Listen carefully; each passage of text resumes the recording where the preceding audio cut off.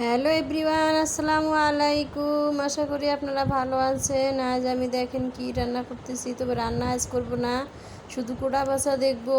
তো দেখেন আজকে আমার 3টে ইলিশ মাছ নিয়ে এসেছে বাজারে, নাকি ইলিশ মাছের দাম কম, তাই ইলিশ মাছ নিয়ে এসে আমি এখন কুটে বেছে ফ্রিজে রাখবো, রাত্রে যেহেতু নিয়ে এসেছে। আর এদিকে দেখেন আমি রান্না করেই রেখেছি, রাত্রে নিয়ে এসেছে, এখন আর মাছ রাঁধবো না। তো ইলিশ মাছ অনেক জাতীয়, আমাদের জাতীয় মাছ ইলিশ মাছ অনেক পছন্দের মাছ, সবাই বাঙালি জাতির প্রিয় খাদ্য হলো মাছের মধ্যে ইলিশ মাছ। তো এই মাছের জন্যে মানুষ কতটা কষ্ট পায়, দাম বেশি, এতদিন ভালো মতো খেতে পারে নাই, এখন বাজারে দাম কমছে, তাই বাঙালিরা স্বাচ্ছন্দ্য বোধ করতেছে একটু, তাই এখন সবার ঘরে ঘরে ইলিশের মৌসুম, ইলিশ সবাই ঘরে ঘরে আনতেছে। আর আমাদের বাংলাদেশ সরকার ইলিশ মাছ বিদেশে পাচার করে দিত, আমাদের খাদ্য পাচার করে দিত, আমাদের মুখের আহার কেড়ে নিয়ে বিদেশে পাঠাতো। আর আমাদের যত জিনিসপত্রের দাম বেশি হয়, মাছ খেতে পারি না, গোছ খেতে পারি না, ভালো চিংড়ি, গলদা চিংড়ি এগুলি ভালো মতন খেতেই পারি না। মানে উনি তো বিদেশি মানুষের সাথে সবসময় হাত করতো, আর বাঙালিরা সবসময় ভর্তা ভাত ডাল ভাত আমরা খেতাম।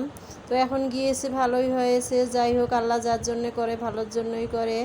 এখন নতুন সরকার আসছে, যদি এই সরকার যদি আমাদের একটু ভালো দেখেতে, ভালো না হলে তো ভাগ্য খারাপ, তাহলে সবাই একে হয়ে গেল।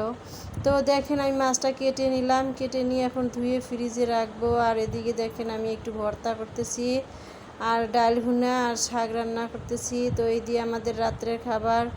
তো আপনারা যারা আমরা পেজে কাজ করি, ইউটিউবে যারা কাজ করি, তারা একদিনে কখনো সফলতা পায় নাই, তারা আস্তে আস্তে পাবে। তো আপনারাও কাজ করে যান, আপনারাও সফলতা পাবেন। আর যে কোনো কাজে ধৈর্য ধরতে হয়, ধৈর্য ছাড়া কখনোই ধৈর্যের ফল মিষ্টি হয়।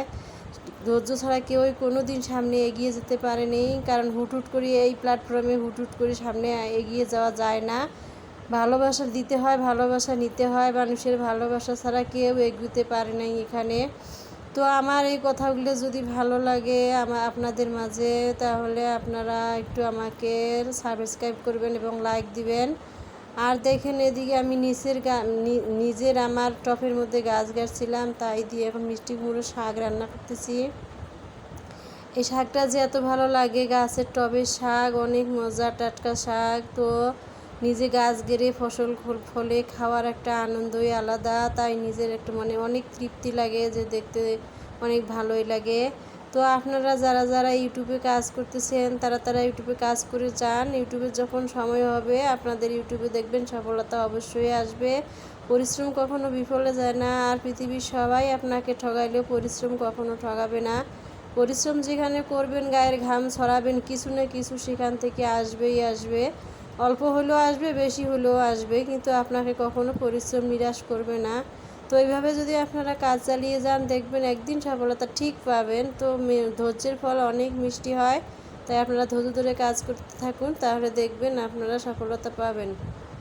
তো আজকের মতো বিদায় নিয়েছি, দেখা হবে আগামীকাল কথা হবে। তো আল্লাহ হাফেজ।